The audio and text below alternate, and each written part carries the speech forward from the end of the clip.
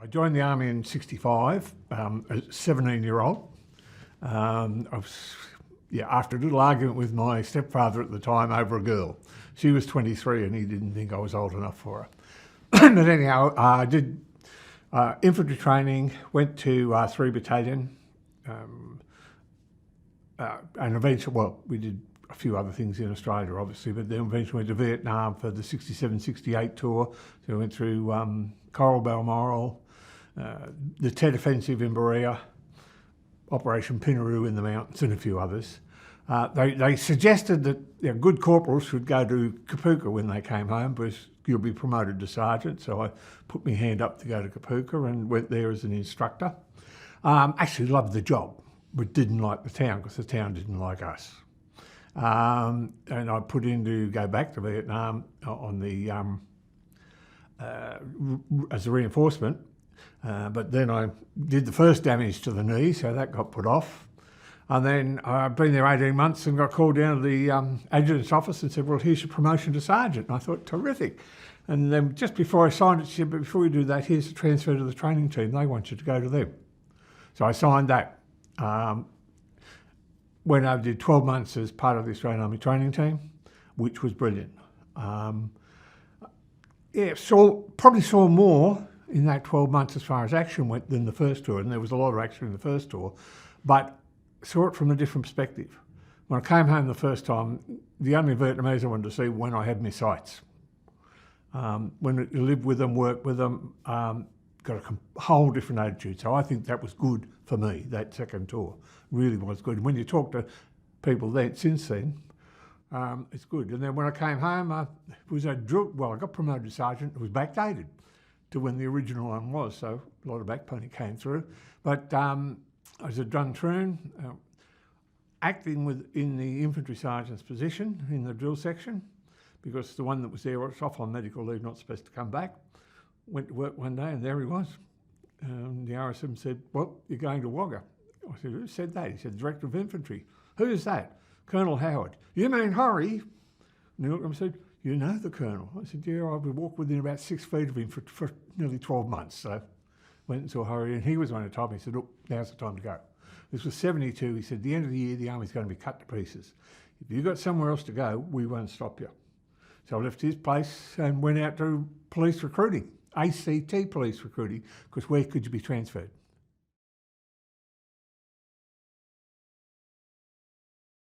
It was ACT police, that was it.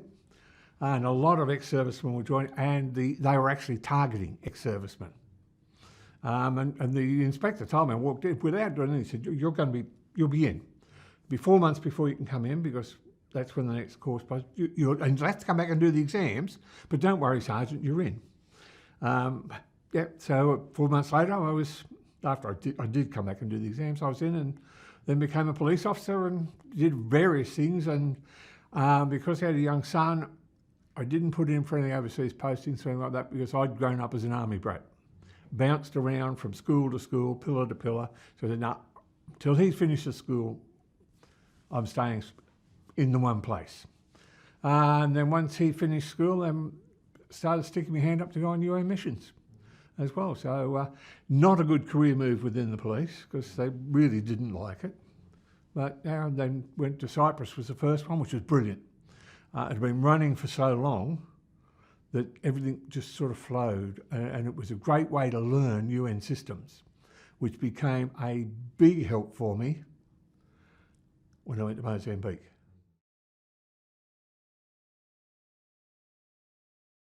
I was qualified as an officer, and I was the only officer we had in those days, because it had become Australian Federal Police by then with the amalgamation of the organisations.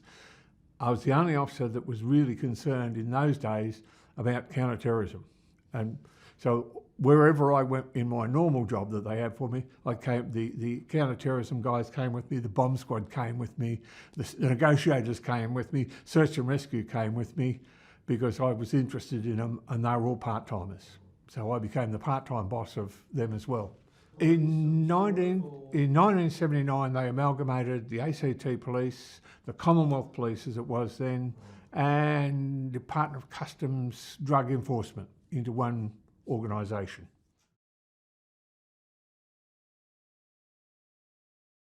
Well, Mozambique, well, it's like any of the UN missions, you have to apply.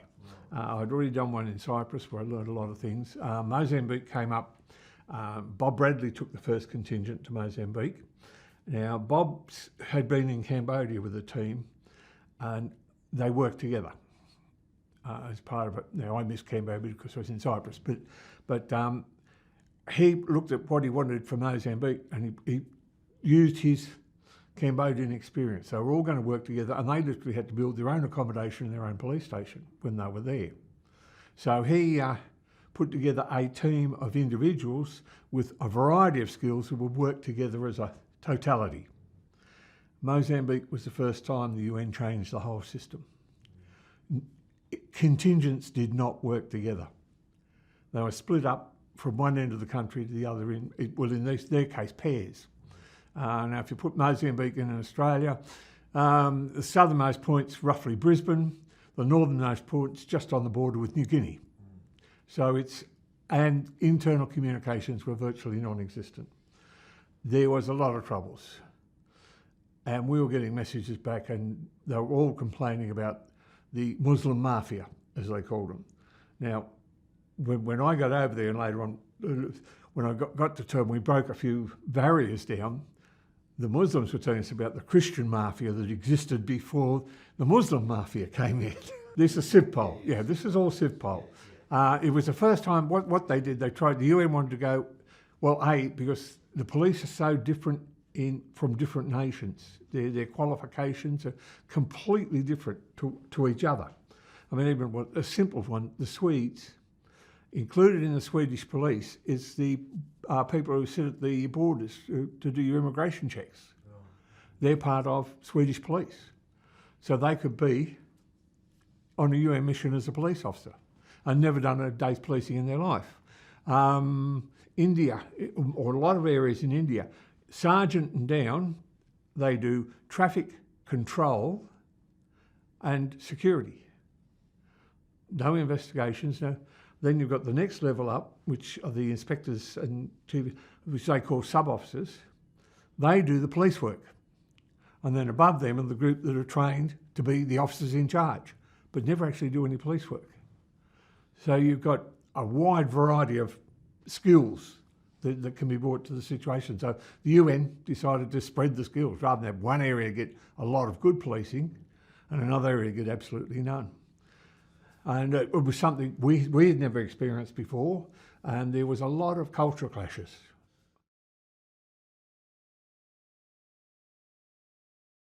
Australia said we would come and help, and they would provide 16 police officers. So Bob took 16, I took 16 to go and replace them. I flew in, well, once I saw all the troubles that Bob was having, and you still weren't getting enough to really understand what the problem was. When I did this selection process, and that was the best job I did in the whole mission, I went for people who were good negotiators.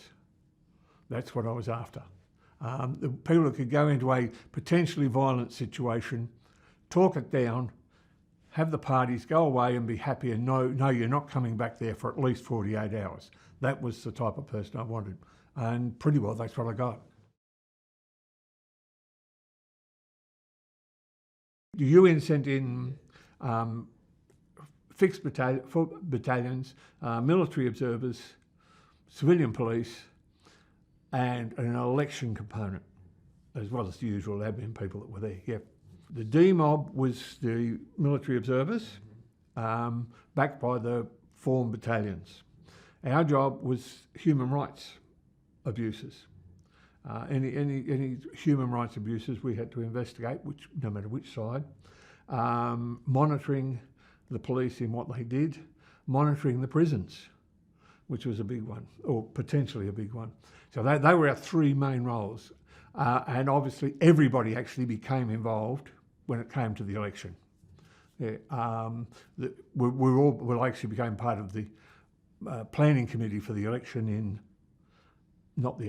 the international observer component of the election.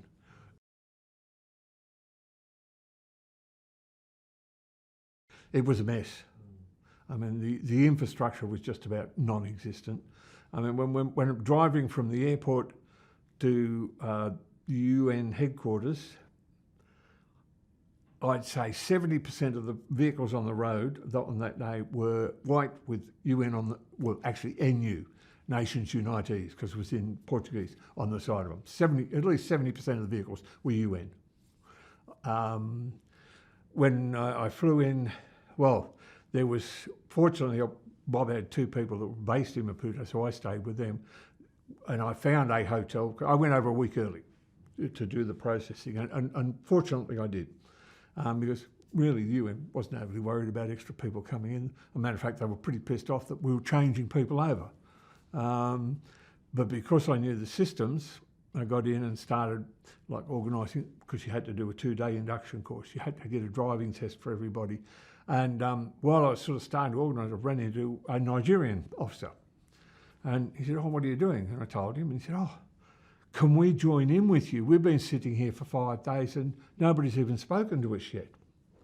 So I took him with me, and we then got the package set up, which took about, it was a 5-day package, getting everybody issued with everything they need. I mean, I already had the photographs and everything, and I got all the UN ID cards printed and ready, and when the boys had landed, I was inside the airport to deliver them to them as they got off the plane. So knowing the systems, which is what Cyprus gave me, I got everything set. So when the boys arrived, we got them up and running and on the way very quickly. And the Nigerians were wrapped because they got to do the same thing. It was there in that week, it was the first time I ever run across a place where I was not liked purely because I was an Australian. I had never come across that before, anywhere. And boiled out, Malays didn't like us, and that was because of something one of our prime ministers had said about their prime minister. You even know, yeah. I mean, that was big. That was a big issue with them at the time.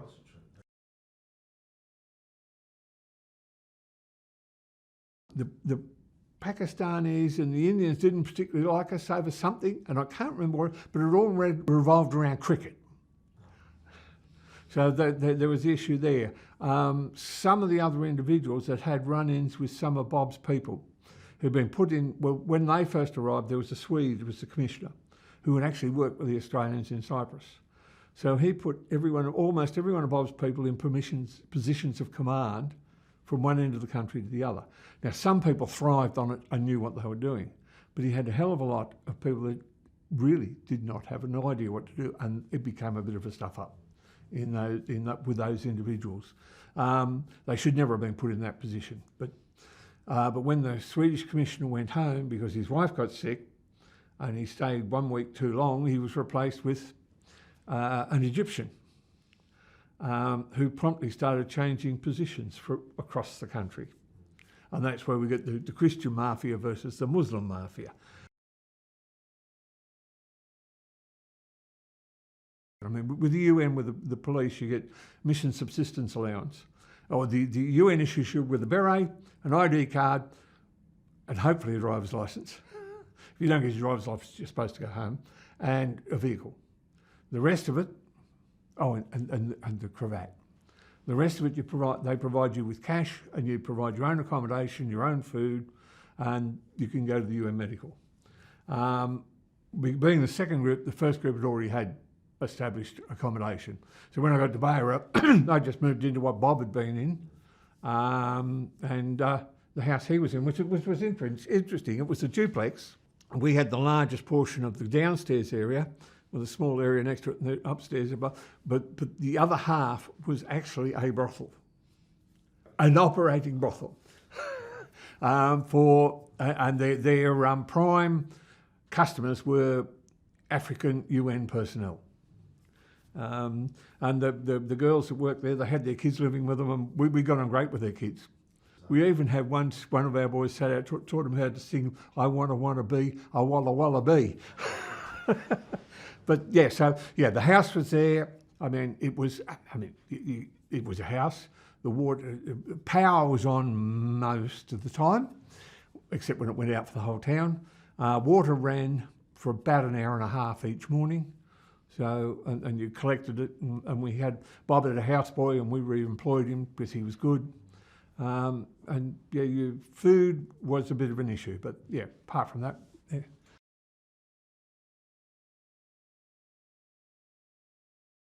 To start with, when I got there, once I flew up to Beirut 3 days before Bob did a handover to me, and then they left, and the rest of the boys, well, they were scattered across the country, but the ones between Maputo and Beirut came by convoy delivering vehicles in pairs. They took 3 days to do the trip.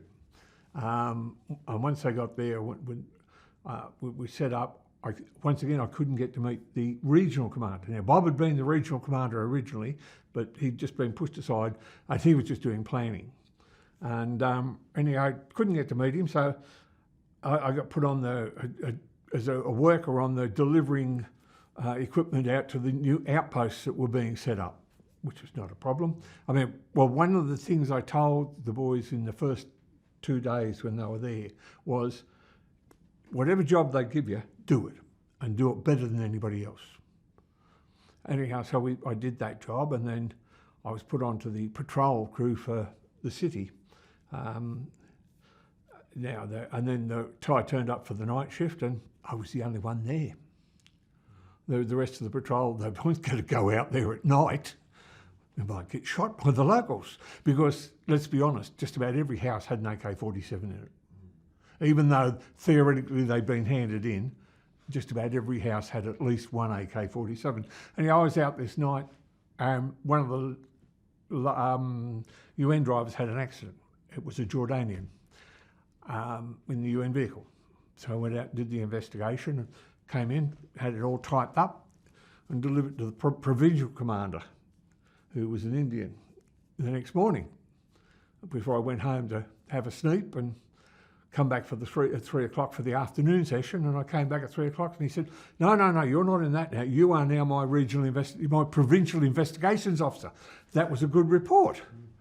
Terrific. So that led to, okay, I got sent off to the hospital because there was somebody there who'd been shot by the police. Okay, so I went in, I did an interview, and it really boiled down. This was a big eye-opener on Mozambique, which is something that hadn't been covered by our foreign affairs person. The Mozambicans do not work on compromise. It's all or it's nothing. They will take either. But you try to put something in the middle, then they demand all.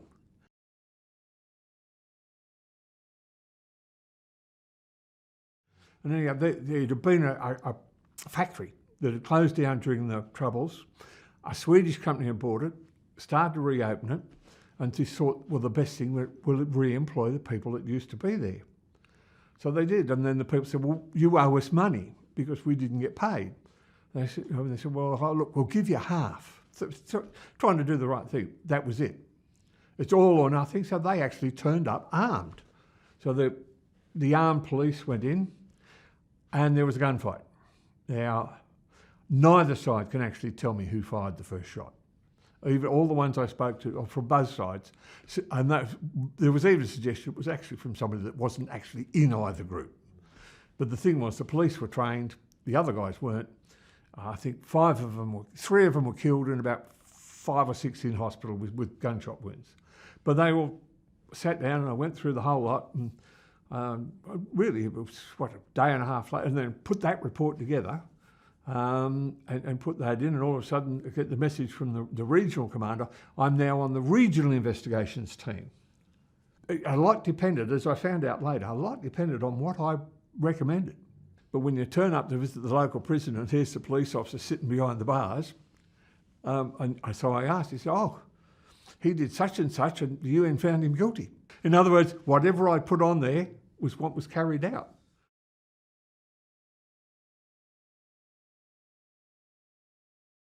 Interacting with the locals, we did that a few times. I mean, probably a prime one, when the clothing arrived that we were going to hand out. We actually found a local priest who was running a displaced persons village, really. They were all women, all kids. Basically, their husbands have been on one side or the other and have been killed in the war. And we said, righto, we'll bring the clothes. Our share, because each group, we split them up. They went right over the country. Our share, we'll take them up and hand them out. And he said, well, you should just give them to me. And I said, no, we'll come up and hand them out. I'm a trusting soul, but not that trusting.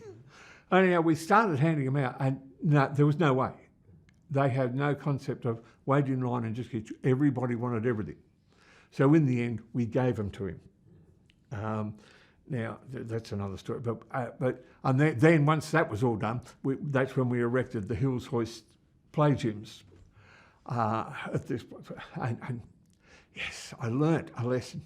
You've got to put exactly the right bolt in exactly the right place. We got to the very end and the last nut would not fit on the first one. And we had to undo back till we found where we put the wrong one. And it was a very, very hot day that day. But anyhow, that all worked well. 2 days later, the girls next door were wearing some of our stuff I went in front of the priest and he said, yeah, we said, look, really, he said, I didn't need clothes. He said, I needed money to buy medicines and food. He said, so we went down the markets and sold them.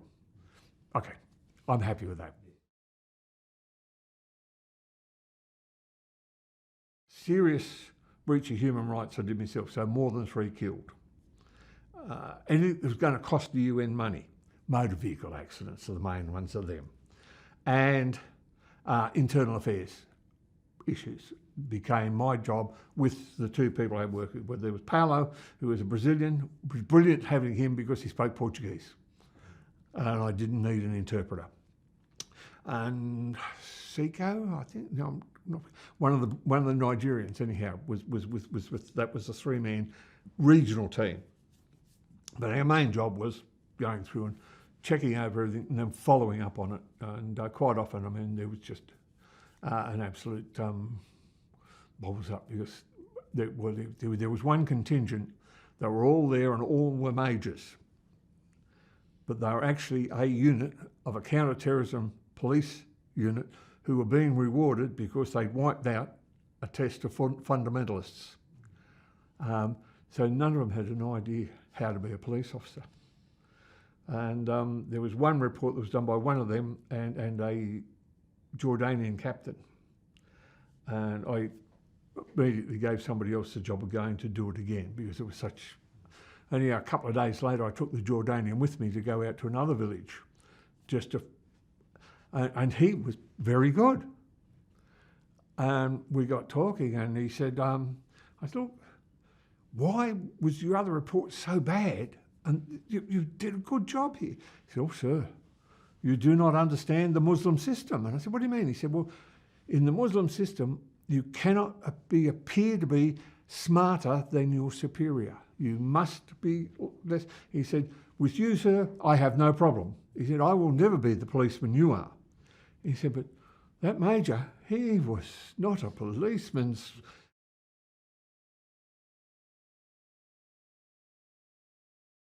We had one group right up on the border in the very northwest.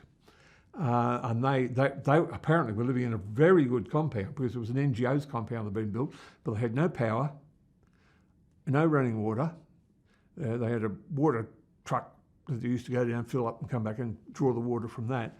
And their food, well, they used to get their food from Mali, but then that travel across the borders to buy anything had been banned, and whoever was up in that area was decided he had to comply.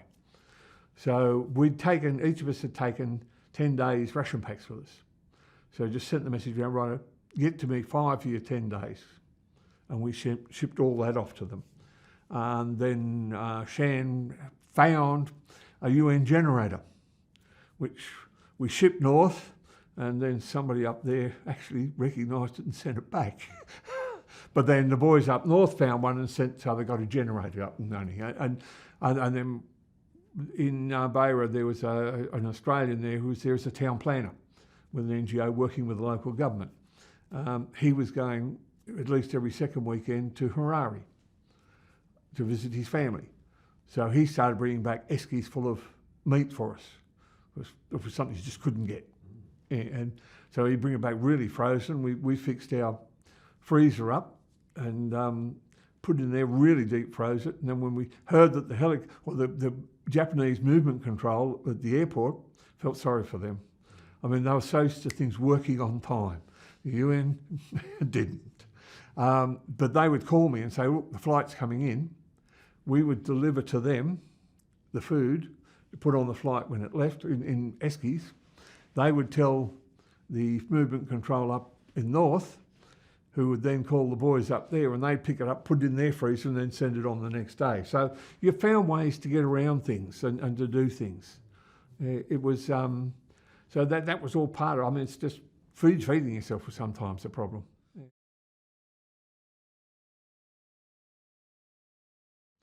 There was a pub around the corner, which we went to. The food there was absolutely horrible, greasy, but you could have a drink. But there was no way in the world you could have too much to drink.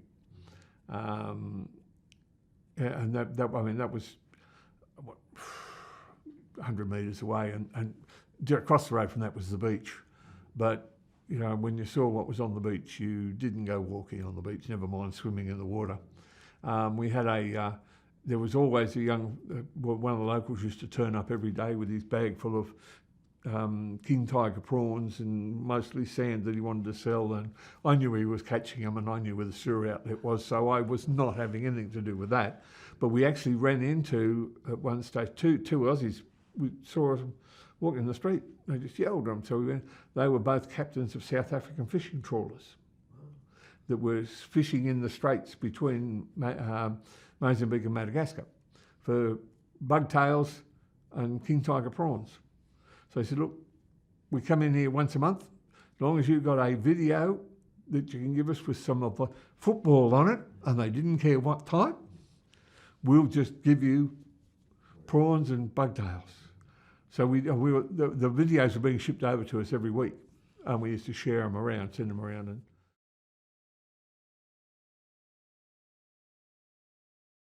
well, I used to ring home every Sunday because we could ring.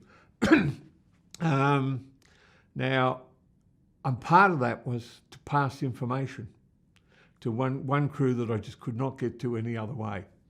So Margaret would ring his wife, and they would exchange stories, and then they'd ring back, and we'd pass on information that way. Then the AFP said they wanted a fax line put into the house so we could send faxes and report to them. Now, in Mozambique, you could get that was called a dollar line. You had to pay in US dollars. So we had the line put in and the fax put in, but that had to come out of, I had to pay for that up front from my MSA, and the AFP, well, they reimbursed me for everything. But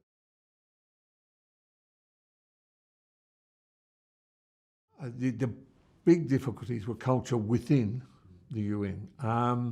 And that really was just a matter because nobody really knew what the others were like and how they worked. And I mean, one of the things we learnt before we went away, what was precious over there was paper. So we actually took a trunk full of A4 paper and notepads and all that, which became excellent bartering material. And that also got us in with different people.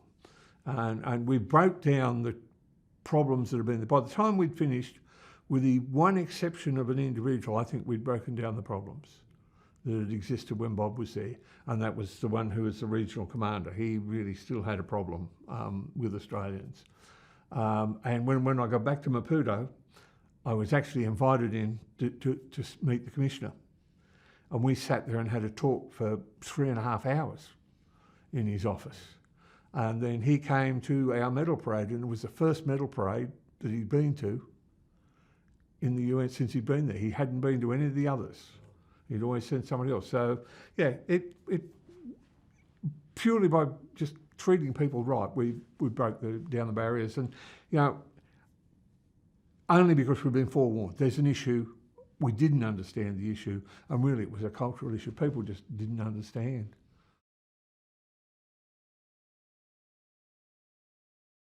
Well, the election was over. There was then another 2-3 weeks when we weren't allowed to go anywhere because everybody was worried that, hey, they might not accept it and we might be going back to war. That didn't happen. Another week went by and everything said, right, everybody can start having their days off again. Frank got 2 days off and somebody else got 2 days off. I had a request in to do a trip to visit all the people and was approved. And all of a sudden, the newly elected government, in agreement with the newly elected opposition, said, well, thank you very much, UN, you can go home now. And the UN said, all right, we're into withdrawal phase now, no more leave, start planning the withdrawal. And that became my job for Central Region. He called me, so I took me off the investigations and I became one of the 2 planners for how the withdrawal would occur within the region.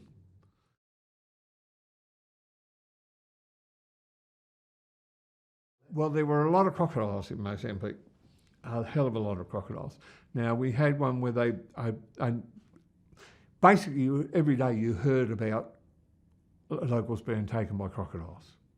And we got one of the patrols actually found one. They had the leg taken, but the person was okay. And I went and he called up and he wanted me to, could we get the UN helicopter down so we could get this person to hospital? It was one hell of an argument that I didn't win. No, we're not here to pick up and move locals. It just will not happen. And it's just something that occurs on other regions. They didn't have insurance for moving locals. So they weren't going to do anything without the insurance. So the idea of that was then so they put them in the car, which they were told not to do, but they did it. But by the time they got him to hospital, he died. So, yeah. But there was another one with that when I got called to the radio room because one of the outstations with a group they were living in tents was there, and they were sort of saying, well, they wanted me to send out some of the Italian military unit that was there, the battalion. And I asked them why. I said, well, sir, the lions are eating the voters and we are worried that they are going to eat the CIVPOL because there was very few animals left in the country because they'd all, during the war, they'd been killed for food.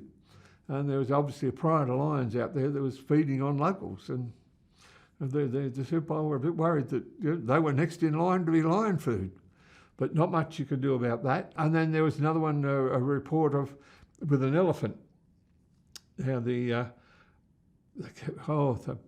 vehicle came in and it was a mess. Yes, and a herd of elephants had come into the camp and trampled and attacked this UN vehicle. They, for some reason, and was obviously been rolled about 5 times. But that was their story and they were sticking to it.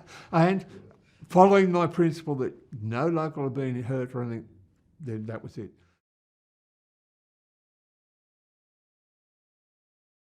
There was one, and probably one of the worst experiences in my life was I had to go to the hospital again. This time was there was a 5-year-old there that had been injured in a UN motor vehicle accident, and walking into that kid's ward damn near tore me to pieces. I mean, I can still smell it, I can still see it, I can still hear it. It was just unbelievably bad. And got talking, and that had been from the next province, so I had to go up there and follow up on the investigation. Now, when I got there, an interesting story again, because this is completely different. I arrived and, well, they weren't happy with an investigator coming from regional headquarters. We've already written that off, so I looked at it. There's no mention about a 5-year-old being injured. Matter of fact, there's no mention of anybody being injured. Okay, so I'm starting to go through files, and next thing I look around and there's only me and an Irish constable there. Everybody else is gone. And there's this noise outside. So we open the door and the police station is surrounded, or the UN officers are surrounded by all these locals, and they've got guns. So we're standing there, and fortunately one of them spoke very good English, and we started to talk. And he said, well, and this would have been, 7:30 at night, so it's been a long day. And we started to talk, and he said, they were all people who had applied to become drivers for the UN. And they'd been interviewed by a UN civilian and a local interpreter. And they had all paid money to get the job.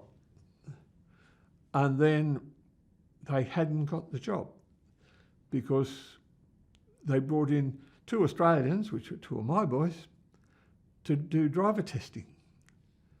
And those that failed the test didn't get the job. And most of them couldn't drive to save themselves. They'd never driven. But they were now upset. They did want the job. They understood that. That part they understood. What they were upset about was that the UN people and their local had got away with all this money of theirs and they wanted their money back. So we just sit there, we're just chatting. I said, yeah, and we know where the local lives. Okay. So we'll follow you. So we followed him in the car, the 2 of us, and got there. And they were already there around the house. And they weren't going to go in because they knew he had an AK in there. You know, it's a typical Mozambican house. So we went in and then I had to talk to him. Yeah, oh, he's so glad to say, oh, he thought he was safe.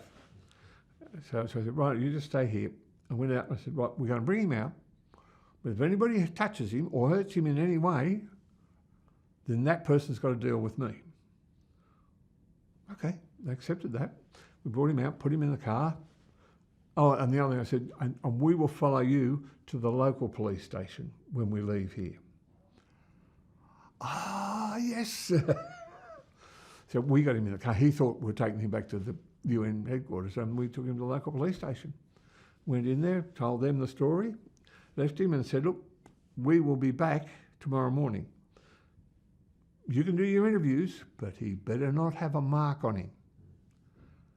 There will be no forced confessions. Yes, sir. And they were good. I went back next morning, he'd admitted to everything. And so he was processed through the local legal system. The UN employee, by the time I got the message to Maputo, was already on the plane on his way home. Yeah, well, the UN reimbursed the money. But then I went and followed up on the accident, and it turns out that it wasn't just a 5-year-old girl. Over a distance of 600 metres, he killed 3 people while he was driving, and she was the last one that was injured. So put that report in and basically said he should go home. Now it turns out he had contacts of some sort and he didn't.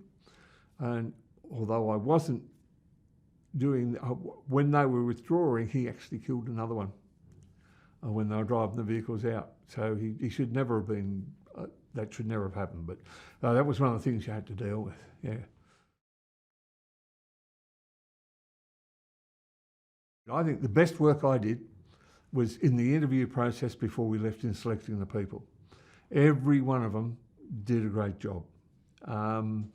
Every one of them, the whole of us started the bottom rungs of wherever we were. And by the time we finished, I mean, there was a deputy regional commander in Northern Region, there's a provincial commander there was a number of investigations officers. So as a team, in our final dinner we had before we left, I said to them, I said, right up, I mean, I was part of a group that called itself the team. He said, I've now been part of a second group that can call themselves the team. And I was really proud of what they did as individuals.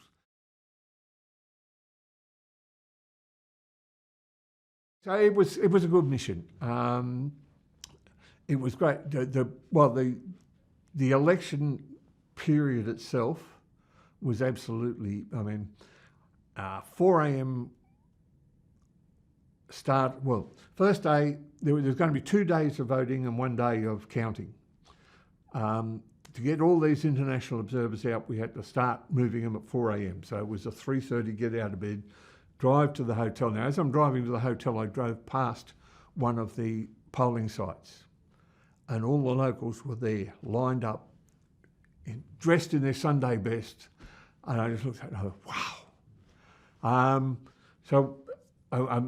The little team, the planning team had now become the emergency response team for problems. So we decided, right, we'll get everybody out, then we'll go and have breakfast. Yes. we got everybody out, and by the time we got the last lot out, the first lot were reporting there's an issue. I mean, it might be there was no ink to dip their fingers in. There was ballot papers hadn't turned up, and little things. So we spent all morning running around from that, and we finally stopped about 2 o'clock and went and had breakfast. That night, when they all came back in, we had to debrief them and get everything ready. Now, that night finished at 1 a.m. By the time we had everybody in settled, and so we went home. We were back at 4 to get them out again. That time we didn't get all the problems because they'd been sorted, but we were still, by the time we finished that night, it was 9 p.m, finished a lot earlier. But they hadn't been able to get everybody to vote. So the decision was they'd allowed had an extra day there. They'd allowed the extra day. They said, right, we're going to have a third day of voting, and then we'll do the counting on the fourth day. So once again, it was 4 a.m, everybody out. That one finished in the vicinity of 8 p.m, so it wasn't too bad.